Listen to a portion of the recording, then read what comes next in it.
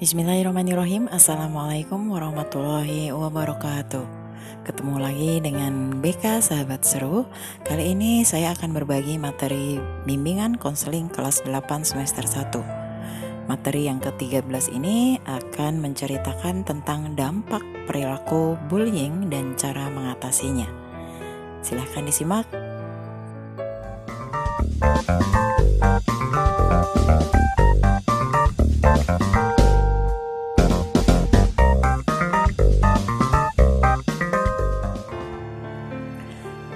Kita akan melihat pengertian dari bullying. Bullying adalah salah satu bentuk dari perilaku agresi dengan kekuatan dominan pada perilaku yang dilakukan secara berulang-ulang dengan tujuan mengganggu anak lain atau korban yang lebih lemah darinya. Bullying terjadi jika seseorang atau sekelompok orang mengganggu atau mengancam keselamatan dan kesehatan seseorang baik secara fisik maupun psikologis, mengancam properti, reputasi, atau penerimaan sosial seseorang serta dilakukan secara berulang-ulang dan terus-menerus. Terdapat beberapa jenis bullying. Bullying dapat berbentuk tindakan fisik dan verbal yang dilakukan secara langsung maupun tidak langsung.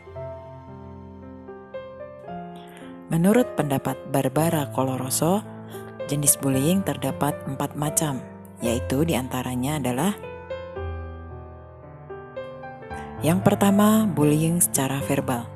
Perilaku ini dapat berupa julukan nama, celaan, fitnah, kritikan kejam, penghinaan, pernyataan-pernyataan yang bernuansa ajakan seksual atau pelecehan seksual, teror, surat-surat yang mengintimidasi, tuduhan-tuduhan yang tidak benar, kasak-kusuk yang keji dan keliru, kemudian gosip. Dari ketiga jenis bullying, bullying dalam bentuk verbal adalah salah satu jenis yang paling mudah dilakukan, dan bullying berbentuk verbal akan menjadi awal dari perilaku bullying yang lainnya serta dapat menjadi langkah pertama menuju pada kekerasan yang lebih lanjut. Kemudian yang kedua, bullying secara fisik. Yang termasuk dalam jenis bullying ini yaitu memukuli, menendang, menampar, mencekik, menggigit, mencakar, meludahi, dan merusak serta menghancurkan barang-barang milik orang lain yang tertindas. Kendati bullying jenis ini adalah yang paling nampak dan mudah untuk diidentifikasi, namun kejadian bullying secara fisik tidak sebanyak bullying dalam bentuk lain. Remaja yang secara teratur melakukan bullying dalam bentuk fisik kerap merupakan remaja yang paling bermasalah dan cenderung akan beralih pada tindakan-tindakan kriminal yang lebih lanjut. Selanjutnya, yang ketiga, bullying secara relasional atau sosial. Ini adalah pelemahan harga diri korban secara sistematis melalui pengabaian, pengucilan, atau penghindaran. Perilaku ini dapat mencakup sikap-sikap yang tersembunyi seperti pandangan yang agresif, lirikan mata, helaan nafas, cibiran, tawa mengejek, dan bahasa tubuh yang mengejek. Bullying dalam bentuk ini cenderung perilaku bullying yang paling sulit dideteksi dari luar. Selanjutnya, yang keempat, bullying elektronik atau cyberbullying. Ini merupakan bentuk perilaku bullying yang dilakukan pelakunya melalui sarana elektronik seperti komputer, handphone, internet, website, chatting room, email, SMS, dan sebagainya. Biasanya ditunjukkan untuk meneror korban dengan menggunakan tulisan, animasi, gambar, dan rekaman video atau film yang sifatnya mengintimidasi, menyakiti, atau menyudutkan. Mengapa perilaku bullying bisa terjadi? Nah, berikut ini ada sebab-sebab munculnya perilaku bullying di kalangan remaja. Yang pertama, bullying terjadi karena tradisi turun-temurun dari senior. Kemudian yang kedua, keinginan untuk balas dendam karena dulu pernah mendapatkan perlakuan yang sama. Kemudian yang ketiga, perasaan ingin menunjukkan kekuasaan dan kekuatan atau superior. Selanjutnya yang keempat, kecewa karena orang lain tidak berperilaku sesuai dengan yang diharapkan. Yang kelima, dorongan untuk mendapatkan kepuasan. Dan yang keenam, dianggap menghina atau mengganggu kelompok tertentu atau geng. Perilaku bullying ini akan berdampak negatif bagi orang yang menjadi korban. Nah, berikut ini ada beberapa dampak negatif bullying bagi orang yang menjadi korban.